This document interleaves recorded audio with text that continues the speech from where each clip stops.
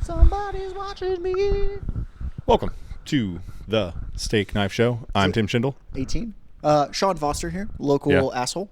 Why does that make you laugh every time? I don't know, because like you're like a local asshole. Like there's not more. There's like you're like I am the local asshole in a town of 1.5 million people. And I would consider the lowest black belt in the area as well. I mean, I don't know all the black belts, so. You know one more than me. You didn't show me who that collie guy was. Oh yeah, I mean that's somebody that Aaron had there doing a private with. Aaron Genetti, who's the collie dude you do? I've rolled with him. He's super nice. I bet especially he was if like a black belt. Like, he's like an older. He's like almost 60 years old. He's sweet, dude. How have I not met this man? I don't know. If I show you, you'll probably be like, oh, I know who that dude is. Okay. But yeah, no. Aaron had he was like in Aaron's story and like. Today? No, like a couple weeks ago. There's like a post, I think. All right, I'll check. I don't know. I took a couple videos that were just for Aaron. Sweet. Because he needed to remember like a sequence they were doing. Gotcha. But no, what do you want to talk about today? I don't know. We got a short time. I gotta go train. Okay. Short time. Go train. Well, we just shot the chest rig video. Yeah. I oddly, like when we shoot these, I'm like, that was garbage. That one I'm actually interested to look at once it's all done being edited. There's that's probably like the biggest thing is like the whole reason that you bait and switch me to do this show is like how can we try to like reinvent the wheel of how we do stuff and how do we improve tactics and gear and like the problem is like it's like I understand my friend and am able to draw things out of him to do things selfishly for himself that end up being helpful for everyone else. Weird. I have no comment. Remember that coin you gave me? Conquest. I did give you that Conquest coin. It's fitting. But it's so cold in your basement, the steam, I can see the steam coming off the coffee. It's not even that cold. This is just delightfully hot coffee. 210 degrees. I got exactly through the Hario. 300. You measured it? Yeah. I don't know. Ask me a question. You're the one that leads this. I told you we would run out of shit. You're the interviewer. Like I don't know how to pull the shit out of my brain. Oh, here we go. Maintaining a positive attitude under scrutiny. Why would you ask me this? I don't do that. You're my positive attitude is this fucking chucklehead. Oh man, dude, I think they really got me this time. And he's like, nah, what'd you do? Then you make me work through it, and I still don't arrive satisfied, but you are, and so I just have to accept that like you're good with it, so I should be, but I certainly don't feel that way. Again, this isn't the question for me. Clearly, we've hit a nerve. Like even so, like I'm always a big believer. Like your best performance is behind you, right? So like again it's one of the secrets I guess to like when I've had a couple of our competitors thinking of Gabi's girlfriend Danny. Danny's like, how do you go out there and like hit that wild shit? And I looked at her and I said, I don't know how to be as serious as a heart attack. I have no idea what I'm doing. I just don't care. And my only goal, hold on, let's clarify here. He's saying it as if there's no basis for what he's doing. It's not like it comes to him in a dream and then he does it the next day. Oh yeah, I'm not a savant. No. I mean, you kind of are. What I mean by that is you've trained long enough because you've trained from such a young age. There is like a touch of like people think like, oh my God, like he just magically did that. It's in there somewhere. It's muscle memory. It's from, again, it's something that I try to tell people, like, I was the fat kid. Even when I was the regional champion, but I trained. I showed up and I trained longer. And again, I think everybody is born in natural gifts. One of mine and yours is a gas tank. So, like, I would be the first on the mats, and then I would be cleaning and putting the mats away after getting my ass whooped. Eventually, if you're taking the ass whooping and you're not getting benched from injuries, you get better. Like, and the other part of it too is you've said it before is it's something you think about and you evaluate and you think about and evaluate and you read and reread and like that level of criticism is not normal. Like that internalization, but then like you'll go out and you'll try it against different people, you'll bounce it off different people, which yet again even in the kind of environments that we roll in, that's not normal. This topic is making me super uncomfortable. It feels very Good. narcissistic. I don't like Why? this. I don't. Because we're talking about a process that involves us.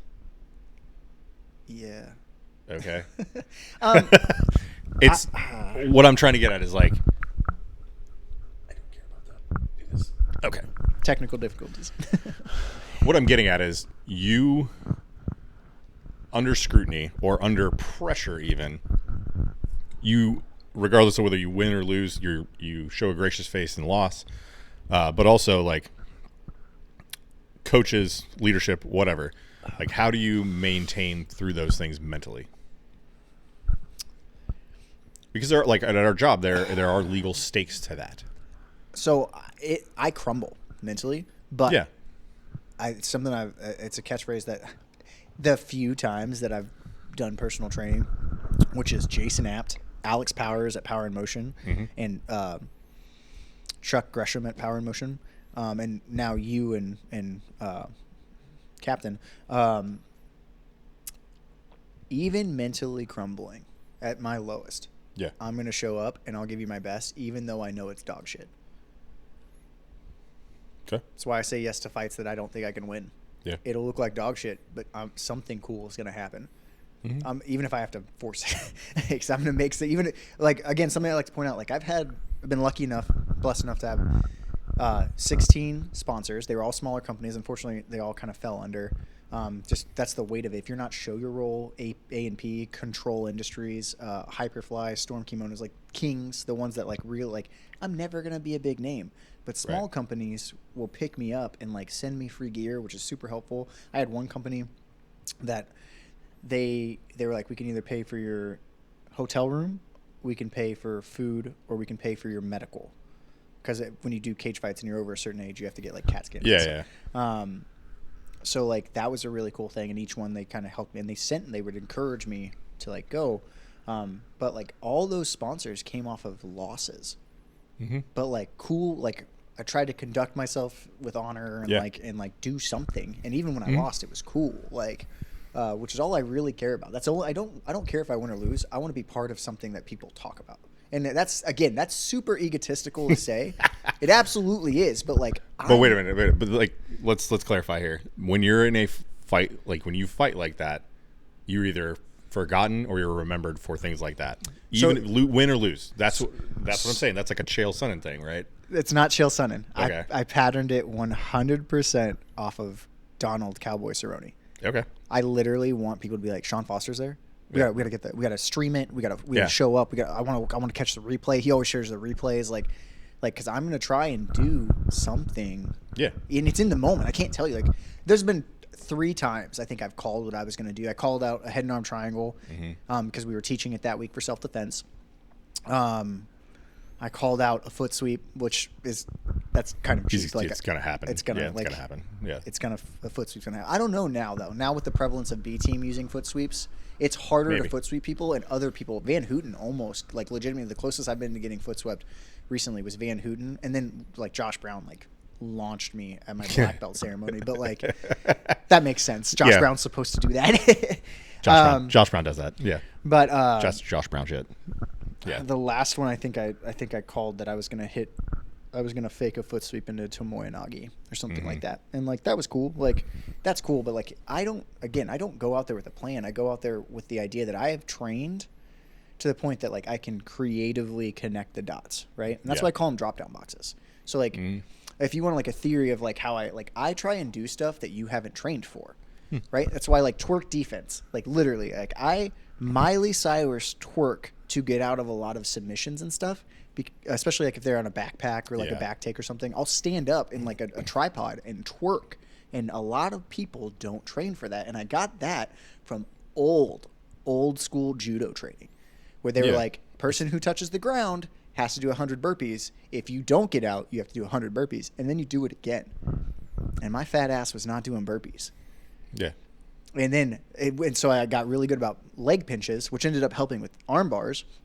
And then, like, I just, like, it teaches you how to hug, like, pinch and clasp in a way that lasts. Because some of them was, like, you had 5 minutes to get out, and then some of them, like, you had a minute. So like you had these random explosions, and then you had to do like long pulls. So like that kind of like functional training for what we're doing. I guess if you are special or have a little bit of what ADHD, what is it? Only half retarded.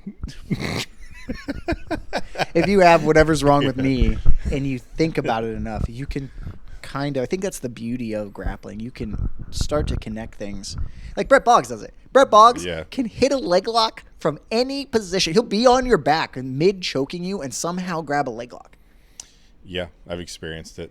Like, it's depressing when you're like, and that, like, so he's like hyper focused on leg locks. Like I'm hyper focused on, I want something to look cool. Like, there's no reason to ever hit like, whether you call it the Spider-Man. I'm hyper focused on leg locks. Or no, Brett Boggs. Oh, I was like, but like whatever you focus on. Like I don't. My focus is on like, does it look cool, right? Did that look cool? Like Guardians of the Galaxy 3. Did it look cool? Did it look cool? Right. So like, there's no real reason outside of the gi to hit like the gargoyle or the Spider-Man, where like you hop up on the turtle, like the owl overtakes the turtle, right? Yeah. I do it all the time in no gi, and it sends my opponents. Because there's I don't have a grip. Like, no, you're just on there. I'm just balancing. Just there. Like, yeah. But the thing is, because of where you balance, like right over somebody's hips, like it's hard to do anything. It's hard to do anything, and when a lot of them will try to like re-guard, and as they roll, it's just a horrific knee on belly. Like, so like it I guess it does have like a little bit of function, but I understand it's not functional. Now in the gi, I am shotgun like lawnmower ripping your collar back, and we're going over your ankles. I hope they're not crossed, like, or I hope they're not flared out, like. Yeah. Have active toes. Yeah, active toes. Active toes will save so you. that when I rip you straight backwards. Yeah, if you want 2 broken ankles, go foot. Go ankles out. Yeah, ankles out, or bridge your foot down. But what was your original question? How do you drive through? And I'm specifically talking like violence, scrutiny, things like that. Yeah, coming under scrutiny at work, right? Work or in competition, like you've had coaches who are very, very dogged coaches. And I'm not even talking about like anybody currently. I'm saying like in the past. That let me know, like confirm how much I suck. I'm gonna let you know something you don't know about yourself. I do know it. Yeah, you're like, no, I'm pretty aware of it. Like, thanks. Again, it's that. I guess for me, I'm gonna show up until I'm fired.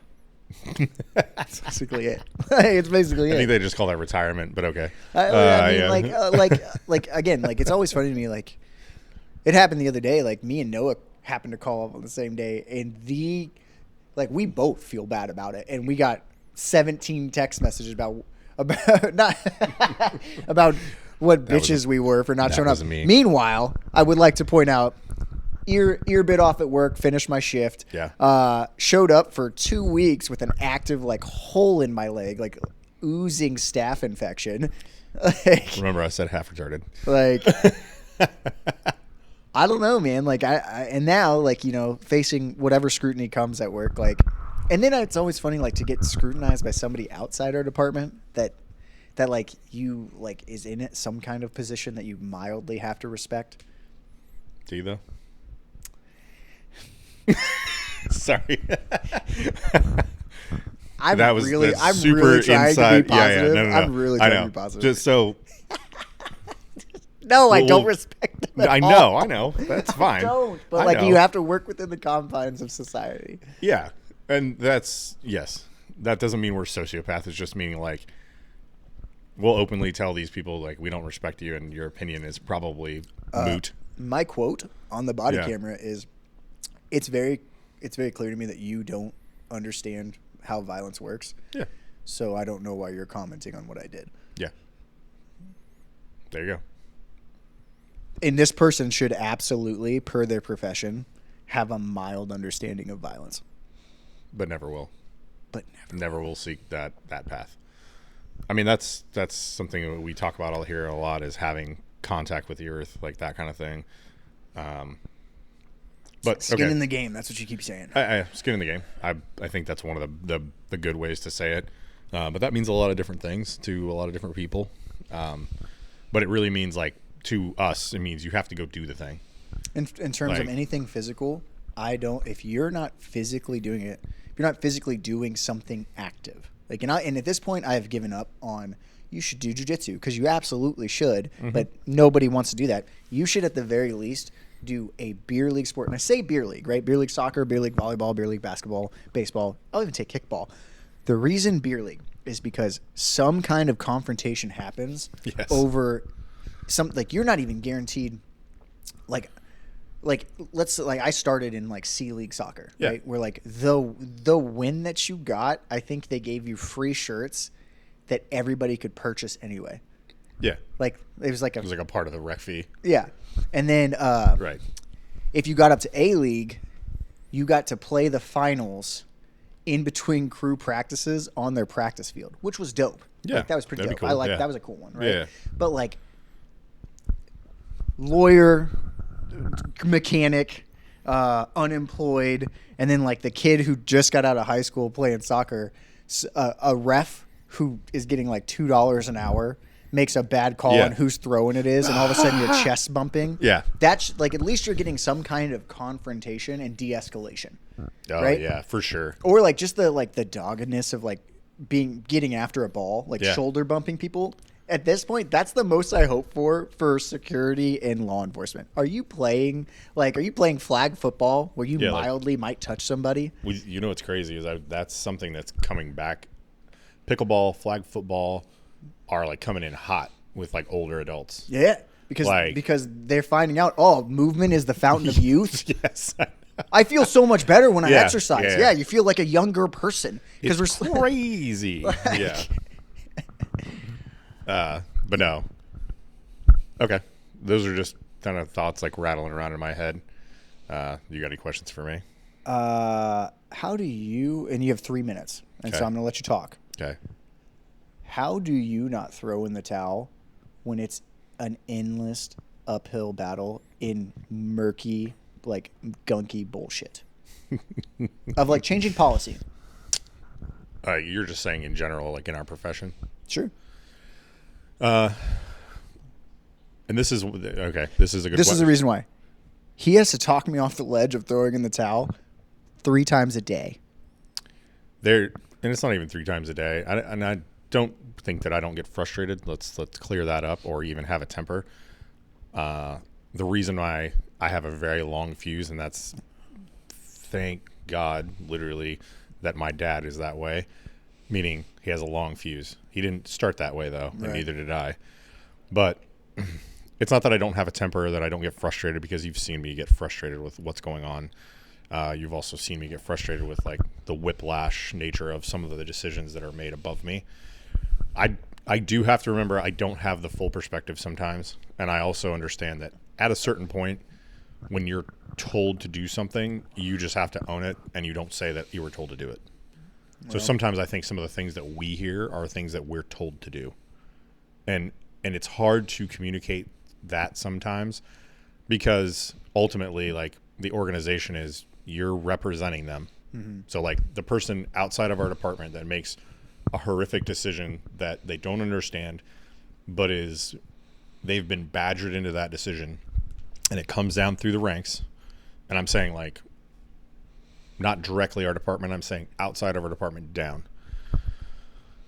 I think sometimes there's an ingrained laziness in leadership to explain it, but also, does it matter if they explain it? Because it doesn't change anything. We have to do it anyway. It doesn't change anything. And and here's where I try to differentiate. People want to know the why. But you have to balance telling them the why with creating division of an us versus them, because ultimately the people under you are a part of the organization too. So to say it's us versus them, it's not. Mm-mm. You are, the people at the lowest level are a part of that organization, and they deserve to understand why these things are happening, even if it's not a decision you made. Right. So explaining it in a way that doesn't undermine the decision, but also gives them the answers that they may need, and allowing them to answer questions or ask questions and get answers of, even I don't know, or I can't tell you that right now because it's something I'm not allowed to tell you, or it's something that hasn't been decided yet, and I won't be the deciding factor. I think the big problem with this current generation, then we'll wrap up, is that everybody thinks that their voice should carry weight, even if they haven't earned it or they don't understand it. Yeah. I have a great idea. It doesn't matter. It's not going to change this. We have to do it this way. Cool. Throw it in the pool. You're probably not going to get credit for it. If it is a good idea, you're not going to get credit, or it might be a great idea, but we just can't make it work. We can't make it work. Like, the other thing too is having a great idea will probably get like, you can't think that you're going to get credit for your great idea all the time. It's got to be for. It ain't going to happen. It's got to be for like, and that's not being like, again, it goes back to what I just had this conversation with my youngest daughter. Like, yeah, you don't do the right thing expecting to be praised for doing the right thing. It's just being a decent human being. Yeah. And improving life as a whole. Yeah. Like, and it was because she found this lady's wallet in the grocery store parking lot, and she like, I was like, oh yeah, go grab it. And she like brought it back. She was curious little 8-year-old going through. She's like, Dad, there's a ton of money in here. Yeah. And I was like, yeah, like there is. And she was like, are we gonna keep it? And I said, no, baby. Is there a driver's license? And she said, yeah. I said, well, we're gonna swing by there. I'll put it in my phone right now. It's because she's probably panicking. Right. Let's try and get it to her. And she said, so we're not gonna keep any of this money? And I said, no, baby. Like, you're gonna give it back. And she's like, well, are we gonna ask her anything? And I said, no, honey. Like, she's like, so we're just gonna drive to the stranger's house and hand them their wallet back, and then like, are we gonna like? She was like, are we going to get their number? And I said, no, baby. Like, we're never going to meet this person again. You just do the right thing because that's what you're supposed to do. And, like, that's what your good idea should be. I have a great idea. It doesn't need to be my last name attached to a project. And honestly, if you're in a big enough organization, it never will be. The organization will be like, thanks for coming up with this idea on company time. Yeah. And this is organization plan A. and to be blunt, there are hundreds of processes you touch every day where we work that I had something to do with, or it was just me, and I don't care. Unsung hero. Not even unsung. Don't care hero. There you go. Like, not a hero. Yep. Not a hero at all. Stay whimsical. Stay combative. Half. Just half. Just half.